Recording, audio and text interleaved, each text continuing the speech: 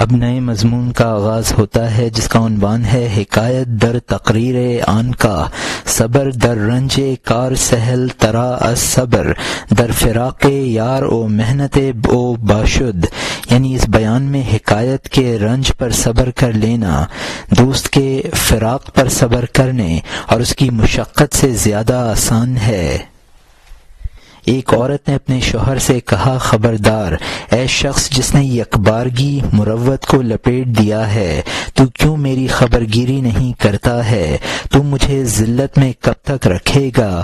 شوہر نے کہا، میں خرچ کی تدبیر کرتا ہوں، میں اگرچہ مفلس ہوں ہاتھ پاؤں مارتا ہوں، اے صنم خرچ اور لباس واجب ہے، میری جانب سے یہ دونوں ہیں اور کم نہیں ہیں۔ عورت نے کرتے کی آستین دکھائی، کرتا بہت موٹا اور میلا تھا، بولی سختی کی وجہ سے میرے بدن کو کاٹتا ہے، کوئی کسی کو ایسا لباس لا کر دیتا ہے؟ اس نے کہا، اے بیوی میں ایک بات پوچھتا ہوں، میں فقیر انسان ہوں، میری تدبیر یہی ہے، یہ سخت اور موٹا اور ناپسند ہے، اے سوچنے والی خوب سوچ لے، یہ زیادہ سخت اور بھدا ہے یا طلاق، یہ تجھے زیادہ ناپسند ہے یا جدائی؟ یہاں مترجم نے حاشیے میں لکھا ہے کہ اس حکایت میں شوہر نے بیوی سے یہی کہا کہ کپڑے اور روٹی کی تنگی طلاق سے سہل تر ہے۔ بیوی نے شوہر سے نان نفقے کی کمی کی شکایت کی۔ خرچ اور لباس میں کوئی کمی نہیں ہے۔ بیوی نے اپنے کرتے کی آستین دکھائی جو بہت میلی اور موٹے کپڑے کی تھی۔ بیوی نے کہا کہ یہ کرتا میرے جسم کو کھائے جاتا ہے۔ شوہر نے بیوی سے کہا کہ میرے مقدور میں جو کچھ ہے میں کرتا ہوں، بے شک یہ لباس گھٹیا ہے، اگر تو اس میں گزارا نہیں کر سکتی تو پھر باہمی تفریق مناسب ہے، اب تو غور کر لے کہ یہ لباس بہتر ہے یا طلاق۔ اور یہاں مترجم کا حاشیہ ختم ہوتا ہے۔ اسی طرح اے تانا زن صاحب، بلا اور افلاس اور رنج اور محنت کے بارے میں یقیناً یہ خواہش کا چھوڑنا کڑواہٹ پیدا کرتا ہے، لیکن اللہ کی دوری کی کڑواہٹ سے بہتر ہے۔ اگرچہ جہاد اور روزہ سخت اور درشت ہے، لیکن اے آزمانے والے دوری سے بہتر ہے۔ اس وقت رنج کہاں رہے گا جب وہ احسانوں والا تجھے یوں کہے، اے میرے بیمار تو کیسا ہے، اور اگر وہ نہ کہے کیونکہ تجھ میں وہ سمجھ اور فن نہیں ہے، لیکن تیرا ذوق پرسش کرنا ہے۔ وہ حسین جو دل کے طبیب ہیں بیماروں کی جانب پرسش پر مائل ہیں، اور اگر ننگ و نام کی وجہ سے اندیشہ کرتے ہیں تو تدبیر کرتے ہیں اور پیغام بھیجتے ہیں، ورنہ وہ اپنے دل میں فکر مند ہوتے ہیں۔ کوئی معشوق عاشق سے بے خبر نہیں ہوتا۔ اے شخص تو جو نادر داستانوں کا جویاں ہے، عاشقوں کا فسانہ بھی پڑھ لے۔ تو اس دراز وقت میں بہت جوش میں آیا، اے گوشت کے سوکھے پارچے تو آدھا بھی نہ پکا۔ تو نے عمر بھر عطا اور حکومت دیکھی، پھر بھی تو نہ دیکھنے والوں سے زیادہ بھول میں ہے۔ جس نے اس کی شاگردی کی استاد بن گیا، اے جھگڑالو احمق تو زیادہ پیچھے کو لوٹا۔ یہاں مترجم نے حاشیے میں لکھا ہے کہ بلا اور فقر کا نہ ہونا جبکہ اللہ سے دوری کا سبب ہے، تو بلا اور فقر کی تلخی زیادہ بہتر ہے۔ عبادات کی سختی اللہ کی دوری سے بہتر ہے، اس لیے کہ یہ تکالیف عارضی ہیں، جب خدا اپنا کہہ کر پکارے گا تو ساری کلفتیں دور ہو جائیں گی۔ الہام کے ذریعے اللہ تعالیٰ کی آواز کو ہر شخص نہیں سمجھ سکتا، لیکن ایک قلبی سکون اکثر اہل نسبت محسوس کر لیتے ہیں، اسی کو اللہ تعالیٰ کی پکار سمجھ۔ اس کو سمجھنے کے لیے مجازی عاشقوں اور معشوقوں کے بارے میں سمجھ لو۔ معشوق بیمار عاشق کی مزاج پرسی کرتا ہے، اور اگر بدنامی کی وجہ سے نہیں آتا ہے تو پیغام کے ذریعے مزاج پرسی کرتا ہے۔ اگر پیغام بھیجنا بھی ممکن نہیں ہوتا تو دل میں متفکر ہوتا ہے۔ بہرحال معشوق عاشق سے بے خبر نہیں ہوتا۔ عاشق بازوں کی داستان پڑھو، یہ باتیں مانی ہو جائیں گی۔ اوپر کے اشعار میں اللہ سے دوری کی مذمت تھی، اب بیان کرتے ہیں کہ تمام عمر تو نے اس برائی کے ازالے کی کوشش نہ کی۔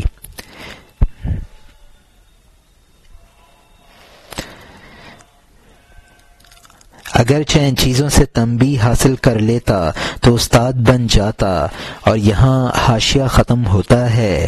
تو نہ اپنی ماں باپ سے تجھے نہ اپنے ماں باپ سے عبرت ہوئی، نہ تجھے دن و رات سے عبرت ہوئی۔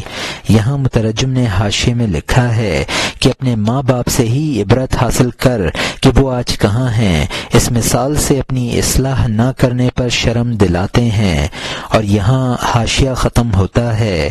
اب نئے مضمون کا آغاز ہوتا ہے جس کا عنوان ہے مثل پرسیدن عارف از کشیش کہ تو بزرگ تری از ریش یا ریش از تو، یعنی ایک عارف کی ایک پادری سے دریافت کرنے کی مثال کہ تو داڑھی سے زیادہ عمر کا ہے یا داڑھی تجھ سے۔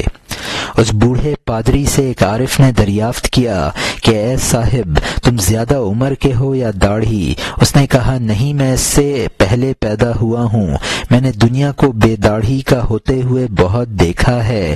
اس نے کہا تیری داڑھی سفید ہو گئی، حالت سے بدل گئی، تیری بری عادت بھلی نہ ہوئی، وہ تیرے بعد پیدا ہوئی اور تجھ سے سبقت لے گئی، تو سرید کے عشق میں ویسا ہی خشک ہے، تو اسی رنگ پر ہے جس پر شروع میں پیدا ہوا، اس سے ایک قدم آگے نہیں رکھا ہے، تو میدن میں اسی طرح کھٹی چھاچ ہے، اس سے چھوٹ کر تو روغن نہ بنا، تو خمیر ہی ہے، آب و گل کے خمیر میں ہے، اگرچہ ایک زمانے سے آگ کے تنور میں ہے، تو نے گھاس کی طرح مٹی میں پاؤں جما رکھا ہے، اگرچہ ہوس کی ہوا سے سرگرداں ہے، حضرت موسیٰ علیہ السلام کی قوم کی طرح تیا کی گرمی میں۔ اے بے وقوف، تو 40 سال سے ایک جگہ پر ہے، تو ہر روز رات تک بھاگ کر چلتا ہے، اپنے آپ کو پہلی منزل پر دیکھتا ہے۔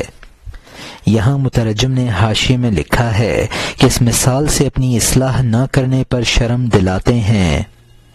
داڑھی بعد میں پیدا ہوئی اور اس میں تبدیلی آ گئی، لیکن تو اس سے بہت پہلے پیدا ہوا، پھر بھی تجھ میں کوئی کمی نہ آئی۔ سرید کا مطلب ہے یہاں لذیذ کھانا، دوخ کا مطلب ہے یعنی میدن، اس ہنڈیا کو کہتے ہیں جس میں دہی بلو کر روغن نکالا جاتا ہے، یعنی چھاچھ کی طرح اصل حالت پر ہے۔ ایک روایت میں حضرت حق نے فرمایا خمرت طیب آدم 40 صباحا، یعنی آدم علیہ السلام کی مٹی 40 دن تک خمیر کی حالت میں رہی۔ ہوا اپنی جگہ کھڑی ہوئی ہلتی ہے، یہی تیری حالت ہے کہ جہاں تھا وہیں ہے۔ تیا میدان میں حضرت موسیٰ علیہ السلام کی قوم چکر کاٹتی رہی اور جہاں تھی وہیں رہی، اور یہاں حاشیہ ختم ہوتا ہے۔ تو اس 300 سالہ مسافت کو طے نہ کر سکے گا جب تک تو اس بچھڑے کا عشق رکھتا ہے، جب تک بچھڑے کا خیال ان کی جان سے نہ نکلا۔ ان کے لیے تیا سخت بھنور کی طرح تھا، وہ اس بچھڑے کے علاوہ ہے کہ تو نے اس سے پائی ہے، بے انتہا مہربانی اور نعمت دیکھی ہے۔ تو بیل کی سی طبیعت والا ہے، اسی لیے بڑی بھلائیاں بچھڑے کے عشق میں تیرے دل سے نکل گئیں۔ آخر اب تو اپنے ہر جز سے دریافت کر لے، یہ گونگے اجزاء سینکڑوں زبانیں رکھتے ہیں، جہاں کے رزاق کی نعمتوں کا تذکرہ جو زمانے کے اوراق میں پوشیدہ ہو گئی ہے۔ تو مستعدی سے دن رات افسانے کا جویاں ہے، تیرا جز تیرا افسانہ بیان کرنے والا ہے۔ جب سے تیرا جز عدم سے پیدا ہوا ہے، اس نے کتنی خوشیاں اور کتنے غم دیکھے ہیں، اس لیے کہ کوئی جز بغیر لذت کے نہیں اگتا ہے، بلکہ جز ہر غم سے لاغر ہو جاتا ہے۔ جز رہ گیا اور وہ خوشی حافظہ سے نکل گئی، بلکہ نکلی نہیں، 5 اور 7 سے پوشیدہ ہو گئی۔ گرمی کے موسم کی طرح کہ اس سے روئی پیدا ہوئی، روئی رہ گئی، گرمی کا موسم حافظے سے چلا گیا۔ یا جیسے یخ جو جاڑے کے موسم سے پیدا ہوا جاڑے کا موسم چھپ گیا، وہ یخ ہمارے سامنے ہے۔ یہاں مترجم نے حاشیے میں لکھا ہے، جب تک تیرا عشق دنیا سے ہے تیرا مقام نہ بدل سکے گا۔ جب تک موسیٰ علیہ السلام کی قوم کے دل سے گوسالہ کی محبت نہ نکلی، وہ تیا میں چکر کاٹتی رہی۔ جس سے تجھے عشق کرنا چاہیے وہ گوسالہ نہیں ہے، اس کے علاوہ ہے، اس کی لاکھوں نعمتوں سے تو بہرہ اندوز ہے۔ چونکہ تیرا مزاج شیطانی ہے لہذا شیطان ہی سے تجھے عشق ہے۔ جو خدائی نعمتیں تو فراموش کر بیٹھا ہے ان پر تیرا جز جز گواہ ہے۔ اجزا سے ان نعمتوں کو دریافت کر لے، تو بھول گیا ہے۔ تو افسانے سننے کا شوقین ہے، اپنے اجزا سے نعمتوں کے افسانے سن لے۔ تو جب سے وجود میں آیا ہے تیرے اجزا نے سینکڑوں شادیاں اور غم دیکھے ہیں۔ غم تو تجھے یاد ہیں، شادیاں یاد نہیں۔ شادی دیکھنے کی یہ دلیل ہے کہ تیرے اجزا نے خوشی کی لذت سے نشو نما پایا ہے، اور تو بچپن سے جوان اسی لذت کی وجہ سے ہوا ہے۔ تیرے اجزا تو باقی ہیں لیکن وہ خوشیاں تیرے حافظے سے نکل گئی ہیں، بلکہ نکلی بھی نہیں ہیں، تیرے حواس خمسہ اور حفظ اندام سے مخفی ہو گئی ہیں۔ جاڑوں اور گرمیوں کا موسم چلا جاتا ہے اور ان کی یادگاریں روئی اور یخ پانی رہ جاتا ہے۔ 5 حواس یہ ہیں: باصرہ، شامہ، سامہ، سامعہ، ذائقہ اور لامسہ۔ اور 7 یہ ہیں: سر، سینہ، پشت، دونوں ہاتھ اور دونوں پاؤں۔ اور یہاں حاشیہ ختم ہوتا ہے۔ وہ یخ ان دشواری کی یادگار ہے، یہ پھل موسم خزاں میں گرمی کے موسم کی یادگار ہیں۔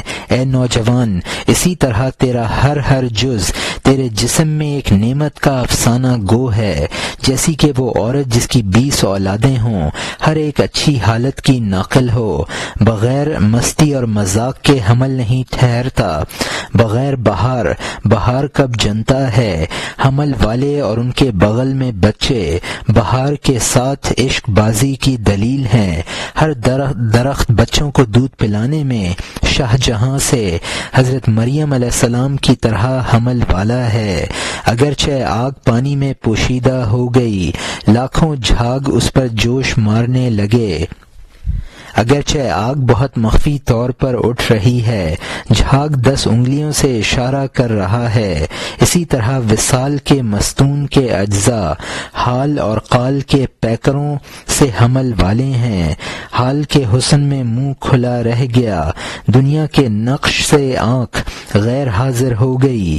وہ پیداوار ان 4 کے طریقے کی نہیں ہے، لا محالہ ان نگاہوں سے نظر آنے والی نہیں ہے۔ وہ پیداوار تجلی سے جنی ہوئی ہے، لا محالہ بے رنگ پردے میں پوشیدہ ہے۔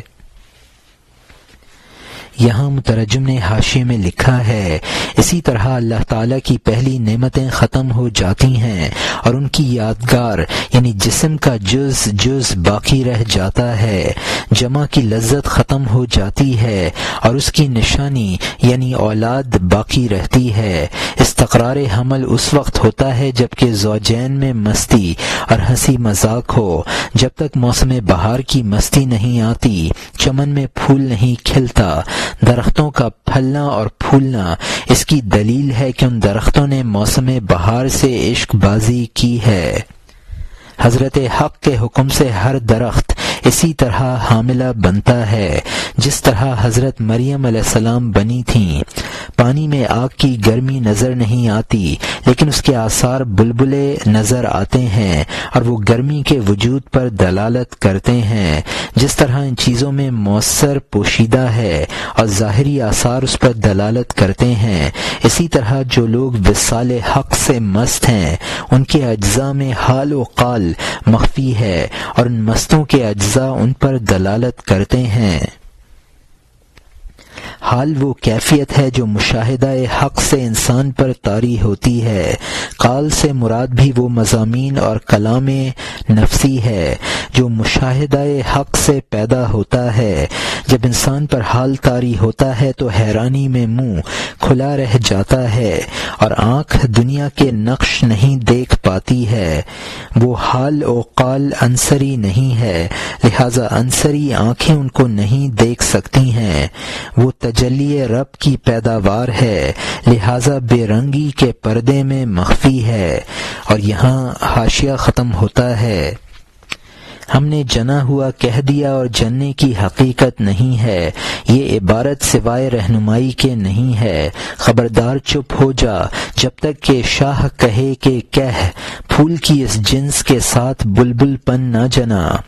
یہ جوش و خروش سے بھرا ہوا پھول بولنے والا ہے، اے بلبل زبان کو ترک کر کان بن جا۔ دونوں قسم کے پاکیزہ مثال پے کر وصال کے راز پر عادل گواہ ہیں۔ دونوں قسم کے پسندیدہ لطیف حسن گزشتہ بقا اور فنا پر گواہ ہیں۔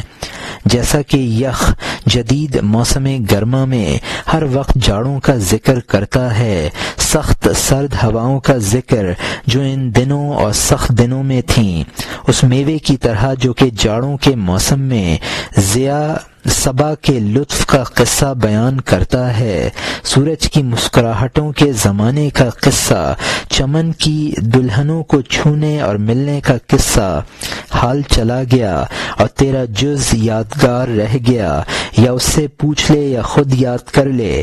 اگر تو چست ہوتا جب تجھے غم گھیرتا، تو مایوس کرنے والے وقت سے مطالبہ کرتا، تو اس سے کہتا اے غصے حالت کے ذریعے منکر کمال والے کی جانب مقررہ انعاموں کے، اگر تجھے ہر وقت بہار اور خوشی نہیں ہے، پھولوں کے تودے کی طرح تیرا جسم ڈھیر کیوں ہے؟ یہاں مترجم نے حاشیے میں لکھا ہے کہ ان دونوں کو جنا ہوا کہنا محض سمجھانے کے لیے ہے، ورنہ وہاں جننے کی حقیقت نہیں ہے۔ جب تک خدائی حکم نہ ہو اس وقت تک حال و قال کی تفصیل نہ کر۔ یہ حال و قال خود زبان حال سے گویا ہیں، تو چپ رہ ان کی بات سن۔ حال و قال اللہ سے وصل کے گواہ ہیں۔ یخ جاڑوں کی یاد دلاتا ہے اور جاڑے کے سخت ٹھنڈی ہواؤں کا ذکر کرتا ہے۔ گرمیوں کا پیدا شدہ میوہ جاڑوں میں گرمیوں کی یاد دلاتا ہے۔ سورج کی شعاؤں سے پھل پکتے ہیں۔ گزری ہوئی نعمتوں کے بارے میں اپنے اجزاء سے دریافت کر لے یا خود یاد کر لے۔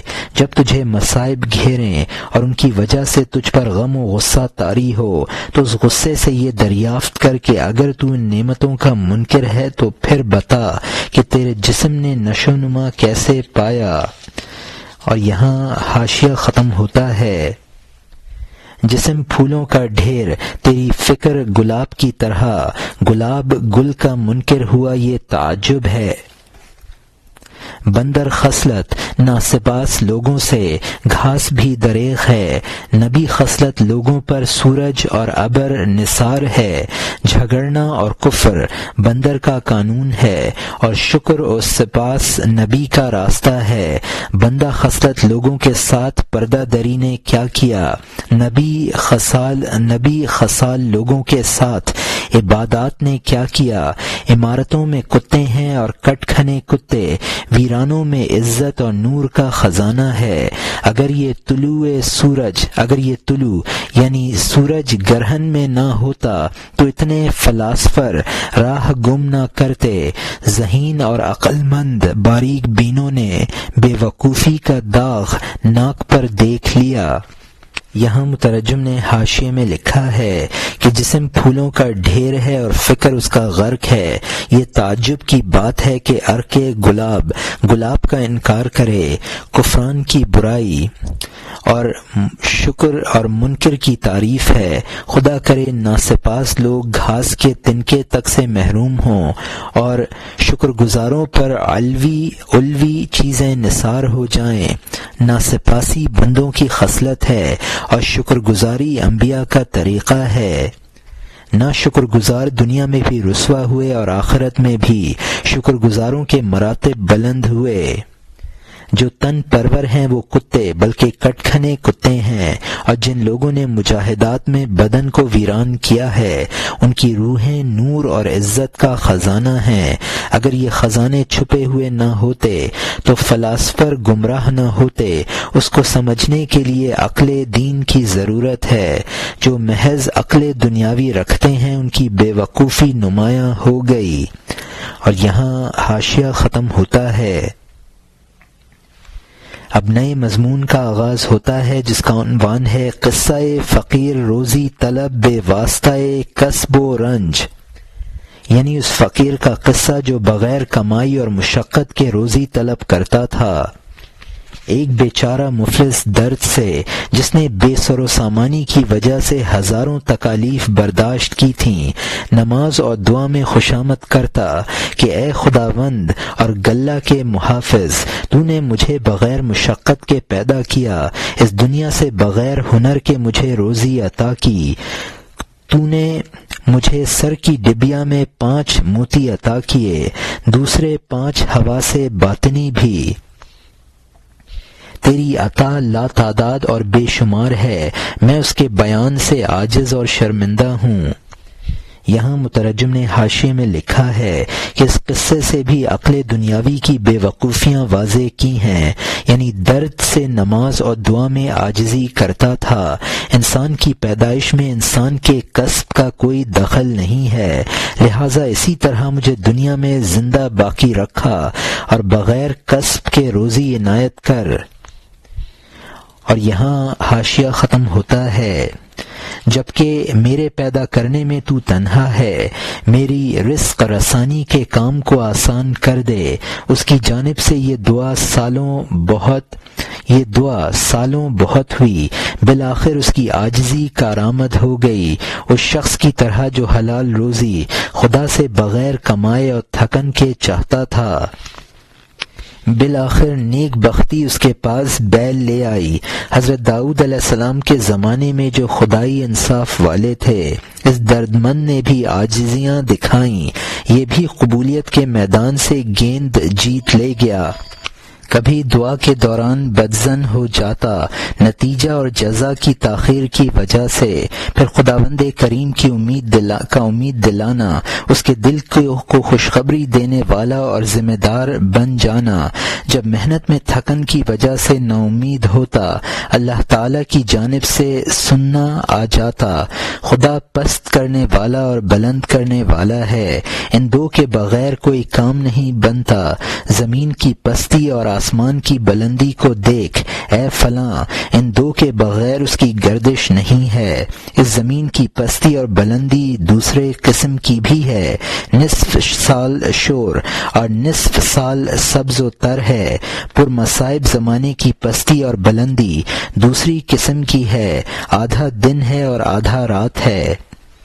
یہاں مترجم نے حاشیے میں لکھا ہے کہ اس شخص کا قصہ دفتر سوم میں مذکور ہے۔ اس شخص کے گھر میں خود بیل گھس آیا تھا۔ دعا کے دور میں اس پر مختلف کیفیتیں گزر رہی تھیں۔ اللہ تعالی کی جانب سے الہام ہوتا کہ آجا دعا کر قبول ہوگی۔ پہلے شعر میں متضاد کیفیتوں کا ذکر تھا، اب ذکر کرتے ہیں کہ عالم میں متضاد کیفیتیں حکمت کی بنا پر ظہور پذیر ہوتی ہیں۔ حضرت حق تعالی پست بھی کرتا ہے اور بلند بھی کرتا ہے۔ دنیا کے کام دونوں صفتوں سے مکمل ہوتے ہیں۔ زمین کو پست کیا اور آسمان کو بلند کیا، تب ہی دوران فلک ہو سکا۔ یہ دونوں صفتیں دو چیزوں ہی میں نہیں بلکہ ایک چیز میں دونوں کا ظہور ہے۔ بنجر بھی پڑا رہنا زمین کا پست ہونا ہے، سرسبز ہونا اس کا بلند ہونا ہے۔ زمانے کا پست اور بلند ہونا رات اور دن کا ہونا ہے۔ اور یہاں حاشیہ ختم ہوتا ہے۔ اس مرکب مزاج کی پستی اور بلندی، کبھی صحت کبھی شور کرنے والی بیماری، دنیا کے سب احوال اسی طرح سمجھ لے۔ قحط اور ارزانی اور صلح اور جنگ اور فتنوں میں پڑنا، یہ عالم انہی دو بروں سے ہوا میں ہے۔ انہی دو پروں سے ہوا میں ہے، انہی دونوں سے جانے خوف اور امید کا مقام ہے، تاکہ جہان پتے کی طرح لرزتا رہے، شمالی ہوا میں اور لو میں اور حیات اور موت میں، تاکہ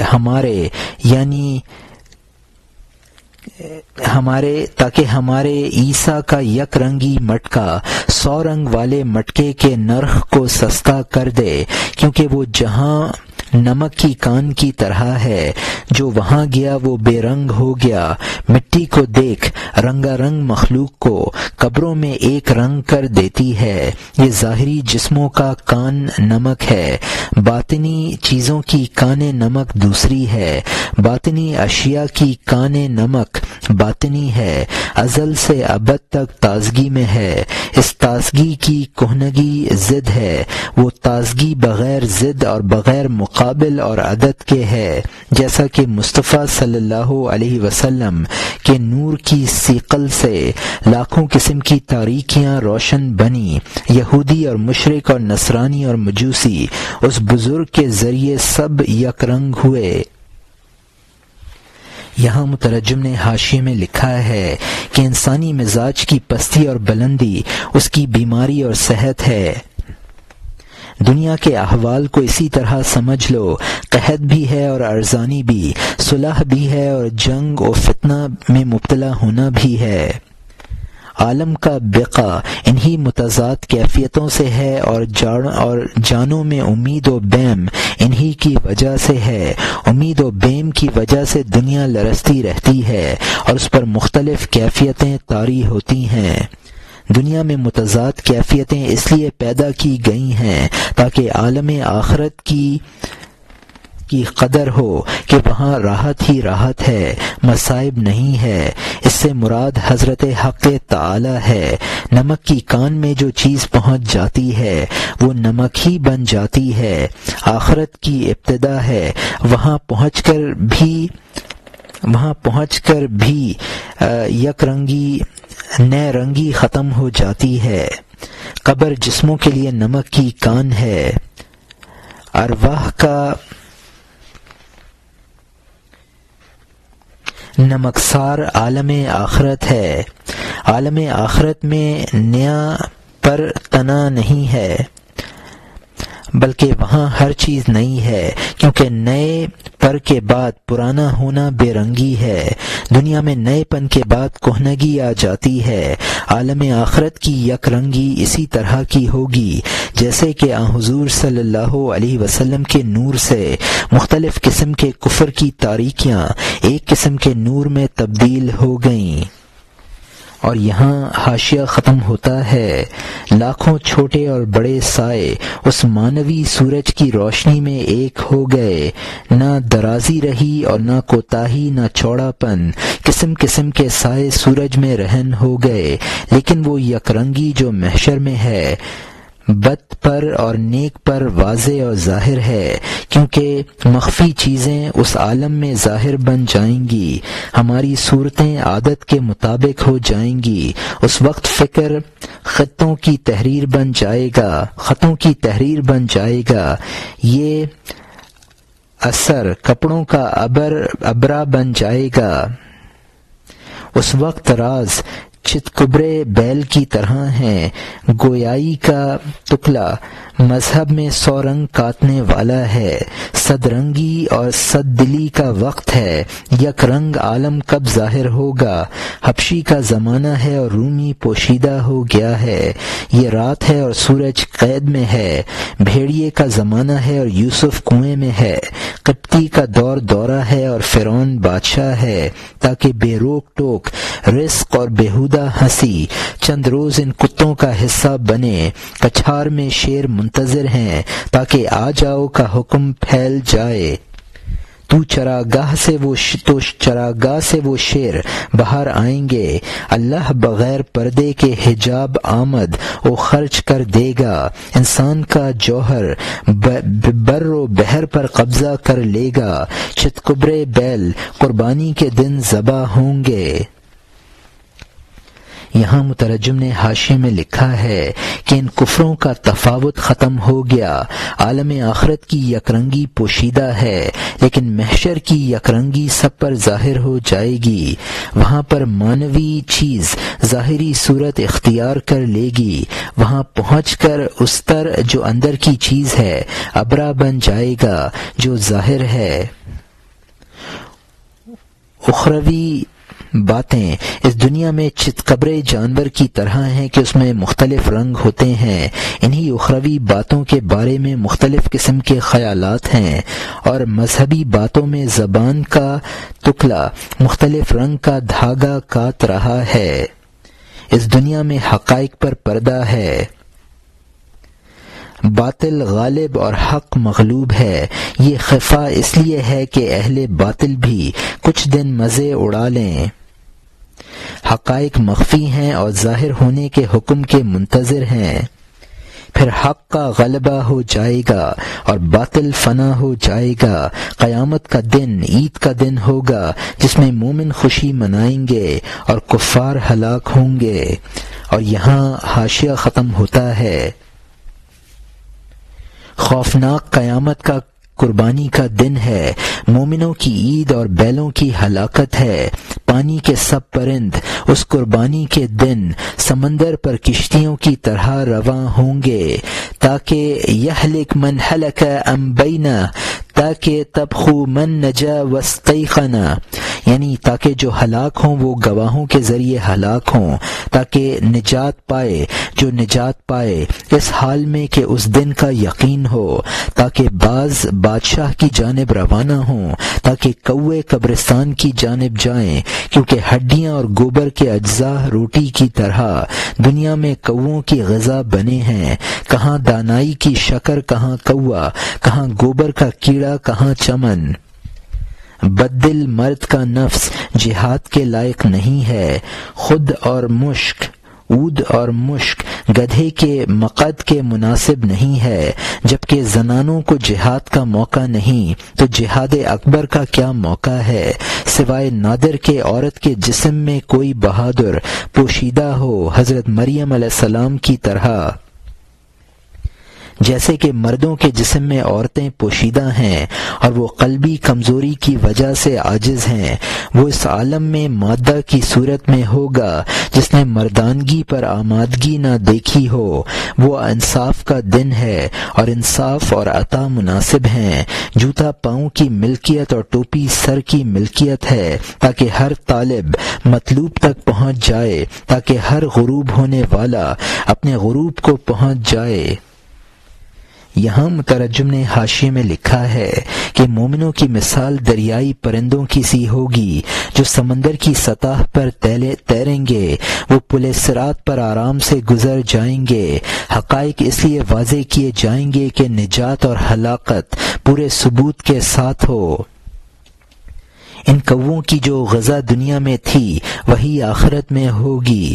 دانائی اور کوے، گبرونڈے اور چمن میں کوئی مناسبت نہیں ہے۔ جہاد اور بزدل، عود و مشک اور گدھے کی مقد میں کوئی جوڑ نہیں ہے۔ صوفیہ کے نزدیک کافروں سے جہاد جہاد اصغر اور نفس سے جہاد جہاد اکبر ہے۔ حدیث شریف ہے، مرد تو بہت سے مکمل ہوئے، عورتوں میں صرف حضرت مریم علیہ السلام اور حضرت آسیہ علیہ السلام مکمل ہوئیں، اور حضرت عائشہ علیہ السلام کو عورتوں پر ایسی ہی فضیلت ہے جس طرح تمام کھانوں میں سرید افضل ہے۔ بہت سے مرد جو زنانہ صفت ہیں، آخرت میں ان کی صفت واضح ہو جائے گی۔ عالم آخرت میں انصاف کا دن قیامت کا دن ہوگا، وہاں پاؤں جوتا پہنے گا اور سر ٹوپی اوڑھے گا، تاکہ ہر طالب کو اس کا مطلوب مل جائے اور ہر انسان اپنے صحیح مقام پر پہنچ جائے۔ اور یہاں حاشیہ ختم ہوتا ہے۔ کوئی مطلوب طالب سے ممنوع نہیں ہے۔ تپش کا جوڑا سورج اور پانی کا جوڑا ابر ہے۔ دنیا اللہ تعالی کا قہر خانہ ہے۔ جب تو نے ظلم کرنا اختیار کیا، قہر کو بھی دیکھ، قہر میں مبتلا لوگوں کی ہڈیاں اور بال دیکھ، قہر کی تلوار نے ان کو سمندر اور خشکی میں بکھیر دیا ہے۔ جال کے چاروں طرف پرند کے پر و بال دیکھ لے جو اللہ تعالی کے قہر کی بغیر لفظوں کی شرح کر رہے ہیں۔ وہ مر گیا، جگہ پر بڑا ڈھیر چھوڑ گیا، اور جو پرانا ہو گیا ڈھیر بھی نہ رہا۔ اللہ کے انصاف نے ہر چیز کا جوڑ لگا دیا ہے، ہاتھی کا ہاتھی سے، مچھر کا مچھر کی جنس سے۔ احمد صلی اللہ علیہ وسلم کی مجلس میں 4 یار دوست ہیں۔ ابو جہل کے دوست عتبہ اور ذوالخمار ہیں۔ جبرائیل اور روحوں کا قبلہ سدرہ ہے۔ پیٹ کے بندوں کا قبلہ دسترخوان ہے۔ عارف کا قبلہ وصال کا نور ہے۔ فلسفی کی عقل کا قبلہ وہم ہے۔ زاہد کا قبلہ محسن خدا ہے۔ لالچی کا قبلہ سونے کی ہمیانی ہے۔ مردان خدا کا قبلہ نیک اعمال ہیں۔ نااہل کا قبلہ ذلیل جہل ہے۔ اہل باطن کا قبلہ صبر اور سکون ہے۔ ظاہر پرستوں کا قبلہ پتھر کا نقش ہے۔ یہاں مترجم نے حاشیے میں لکھا ہے کہ اللہ کے یہاں انصاف ہے، ہر طالب کو اس کا مطلوب مل جاتا ہے۔ تپش کا مطلوب سورج اور پانی کا مطلوب ابر ہے۔ دنیا میں بھی حضرت حق تعالی کے قہر کا ظہور ہو جاتا ہے۔ جب انسان ظلم کرتا ہے تو اس پر قہر خداوندی نازل ہوتا ہے۔ جن پر قہر خداوندی نازل ہوا ہے ان کا انجام دیکھ لو۔ جال میں پھندے ہوئے پرند کے جو پر و بال جال کے چاروں طرف پھیلے ہوئے ہیں، وہ اس کے مقہور ہونے کی زبان حال سے شرح کرتے ہیں۔ جن پر قہر خداوندی ہے، مرنے کے بعد صرف قبر کی مٹی کا ڈھیر ان کا نشان رہ جاتا ہے، اور وہ بھی چند دن بعد مٹ جاتا ہے۔ جس شخص سے مناسبت ہوتی ہے قدرت اس کا جوڑا اس سے لگا دیتی ہے۔ حضور صلی اللہ علیہ وسلم کا جوڑا ابو بکر، عمر، عثمان، علی رضی اللہ عنہم سے لگایا۔ عتبہ مکے کا مشہور کافر سردار تھا جو جنگ بدر میں حضرت حمزہ رضی اللہ عنہ کے ہاتھوں مارا گیا۔ ذوالخمار ایک کاہن تھا، اپنا منہ ڈھکے رہتا تھا، اس لیے وہ اوڑھنی والا کے نام سے مشہور تھا۔ سدرہ بیری کا درخت ہے جو 7ویں آسمان پر ہے، اور وہ مخلوق کے علم اور حضرت جبرائیل علیہ السلام کا منتہا ہے۔ باخدا انسان نور و وصال کا طالب ہے، اور فلسفی کا مقصود وہم ہے۔ زاہد کا مقصود خدا ہے، اور لالچی انسان کا مقصود دولت ہے۔ جو خدا پرست ہیں ان کا مطمع نظر نیک اعمال ہیں۔ اور یہاں حاشیہ ختم ہوتا ہے۔ خلوت گزینوں کا قبلہ خدا ہے، ظاہر پرستوں کا قبلہ عورت کا چہرہ ہے۔ اے بیٹا، عاشق کا قبلہ خدا ہے۔ اے باوا، باطل کا قبلہ شیطان ہے۔ فرعون کا قبلہ سراسر نیل ہے۔ گدھے والے کا قبلہ کیا ہوگا؟ گدھے کی مقد۔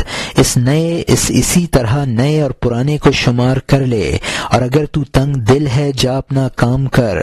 ہمارا رزق زرعی پیالے میں شراب ہے، ان کتوں کے لیے تماج اور نفار کا پانی ہے۔ جس کے وہ لائق تھا وہ ہم نے خود دے دیا، اس کے لائق ہم نے رزق بھیج دیا۔ ان صاحب کو ہم نے روٹی کا عاشق بنا دیا، اس کو ہم نے جان سے بیزار کر دیا ہے۔ کیوں؟ ہم نے اس کی عادت کو روٹی کا عاشق بنا دیا، اس کی جان کو جانا کا مست بنا دیا۔ جبکہ تو اپنی عادت پر خوش و خرم ہے تو پھر اپنی عادت کے مناسب سے تو کیوں بھاگتا ہے؟ تجھے زنانہ پن پسند ہے تو چادر لے لے، تجھے رستمی بھلی لگتی ہے، خنجر تھام لے، تجھے جہاد اچھا لگتا ہے، ذرہ پہن لے۔ اگر تو ہجڑے پن پر مائل ہے جا مقد بیچ، اس بات کا خاتمہ نہیں ہے، وہ فقیر محتاجی کے زخم سے زخمی ہو گیا ہے۔ یہاں مترجم نے حاشیے میں لکھا ہے کہ فرعون کا مطلوب دنیا اور دریائے نیل ہے، گدھے والے کا مقصد گدھے کی مقد ہے۔ ان مثالوں یا ان مثالوں کو شمار کر لے، اپنے کام میں لگ، یہ تیرا کام نہیں ہے۔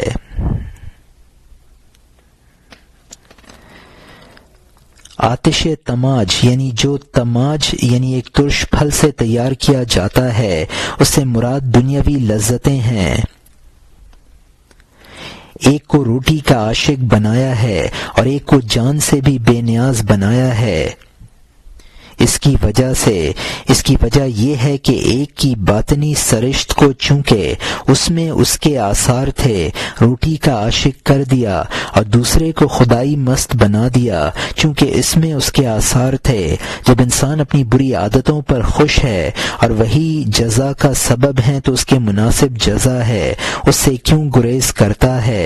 جب زنانہ پن پسند ہے تو دوپٹہ اوڑھنا بھی پسند کرنا چاہیے، بہادری پسند ہے تو عجز باندھنا بھی پسند ہونا چاہیے، تو خنجر باندھنا بھی پسند ہونا چاہیے۔ اور یہاں حاشیہ ختم ہوتا ہے۔ اب نئے مضمون کا آغاز ہوتا ہے جس کا عنوان ہے قصہ گنجنامہ کہ گفتند پہلوئے قبہ روی بقبلہ کن او تیر در کمان ناد دبیند از آنجا کے افتد گنجست، یعنی اس گنج نامہ کا قصہ کہ انہوں نے کہا قبہ کے پہلو میں قبلہ کو رخ کر اور تیر کمان میں رکھ اور پھینک، جس جگہ وہ گرے خزانہ ہے۔ اس نے ایک رات کو خواب میں دیکھا، اور خواب کہاں، بغیر خواب کے واقعہ دیکھنا صوفی کی عادت ہے۔ حاطف نے اس سے کہا اے مشقت جھیلے ہوئے، ایک پرچہ ردی فروشوں کے عشق شدہ کاغذوں میں سے لے لے۔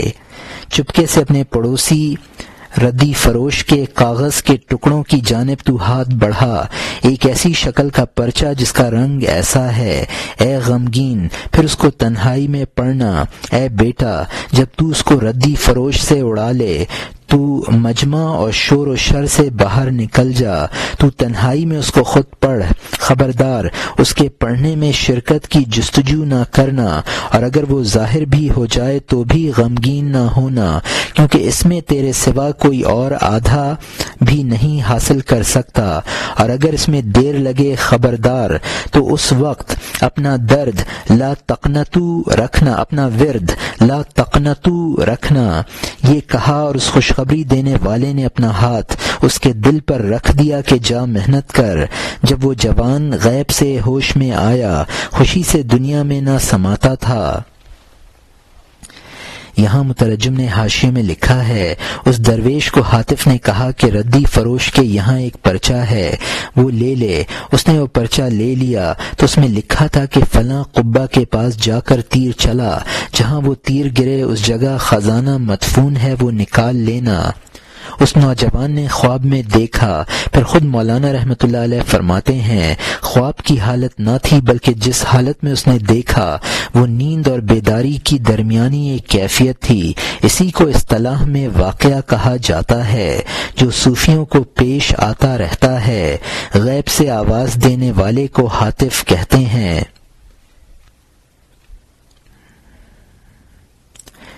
یہ حقیقت میں چوری نہ تھی، اس لیے کہ ردی کے ٹکڑے کی کوئی قیمت نہیں ہوتی۔ ان احتیاطوں کے باوجود اگر راز کھل جائے تو غمگین نہ ہونا، کیونکہ وہ خزانہ صرف تجھے ہی مل سکے گا۔ اگر خزانہ ملنے میں دیر ہو تو مایوس نہ ہونا۔ لا تقنطو کا مطلب ہے کہ تم مایوس نہ ہو۔ اب وہ حاطف نمودار بھی ہو گیا اور اس نے اس نوجوان کے سینے پر ہاتھ رکھ دیا تاکہ اس کو سکون حاصل ہو۔ اور یہاں حاشیہ ختم ہوتا ہے۔